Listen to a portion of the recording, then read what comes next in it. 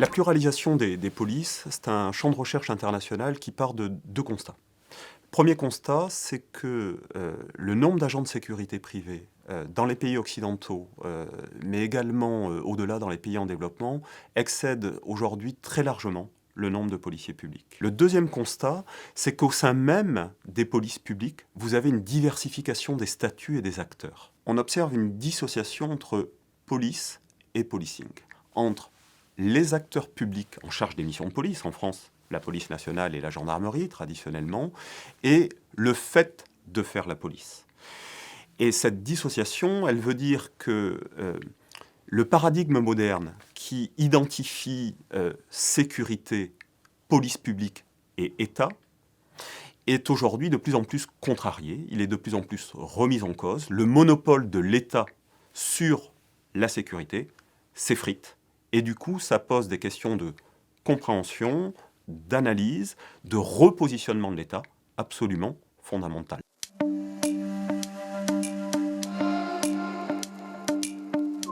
L'état de la recherche sur ces questions-là met en évidence un certain nombre de résultats pour partie contre-intuitifs. Le premier, c'est qu'il faut se méfier de la nouveauté excessive.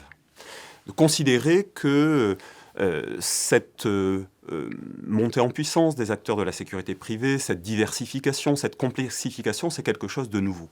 Les historiens ont montré à quel point est-ce qu'on n'a pas une rupture qui s'opérerait dans les années 70 et 80, que l'interpénétration entre le public et le privé, le rôle des agents de sécurité privée, c'est quelque chose, au contraire, d'historiquement très ancien.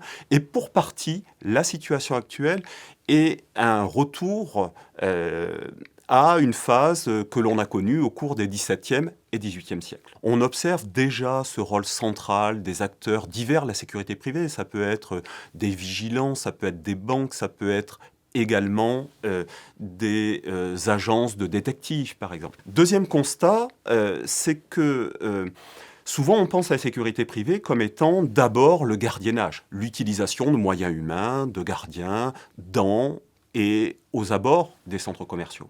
Mais la sécurité privée, c'est beaucoup plus large que ça. C'est sur toutes les facettes de l'activité policière, un appui pour les enquêtes judiciaires, voire même de la collecte et de l'analyse de renseignements, donc y compris les tâches de haute police, lutte contre le terrorisme, renseignements, sont concernés, touchés, impactés par ce développement de la sécurité privée.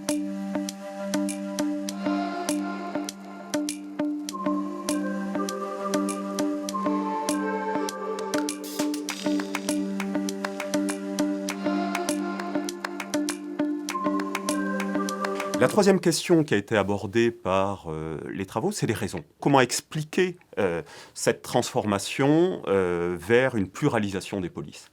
Et de ce point de vue-là, ce qui a été mis en évidence, c'est la pluralité des facteurs. On n'a pas une transformation idéologique qui tiendrait à la diffusion des idées néolibérales. C'est une transformation sociale et culturelle beaucoup plus forte. D'une part, c'est l'augmentation des propriétés privées de masse, c'est-à-dire des centres commerciaux, des cinémas, des parcs d'attractions, qui sont des espaces privés, mais qui accueillent massivement du public. Deuxièmement, la transformation des sensibilités culturelles avec l'émergence au cours des années 70 d'une demande sociale de sécurité de la part de certaines catégories de la population.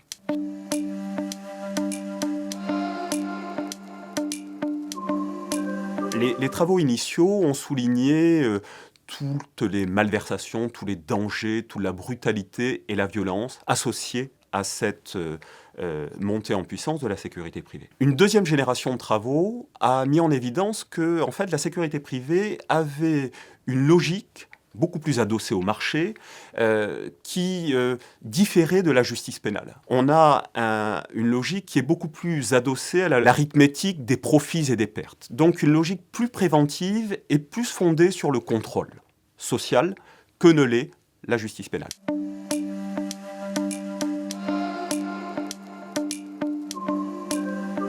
Cette transformation, elle pose des questions, des enjeux publics et des questions politiques absolument majeures. La première question, c'est la question de l'efficacité.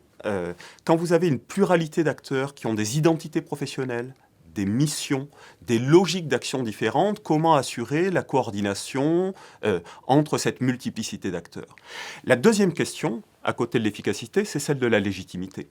L'État ne fait plus seul, il agit indirectement, donc il y a une dimension d'État régulateur qui fait avec, ou qui fait au travers des autres. Et la troisième question, c'est celle tout simplement de la justice, c'est-à-dire dans quelle mesure est-ce que ces activités sont contrôlées, dans quelle mesure est-ce qu'elles sont respectueuses des règles de droit, et dans quelle mesure est-ce que les déviances éventuelles sont régulées par la puissance publique.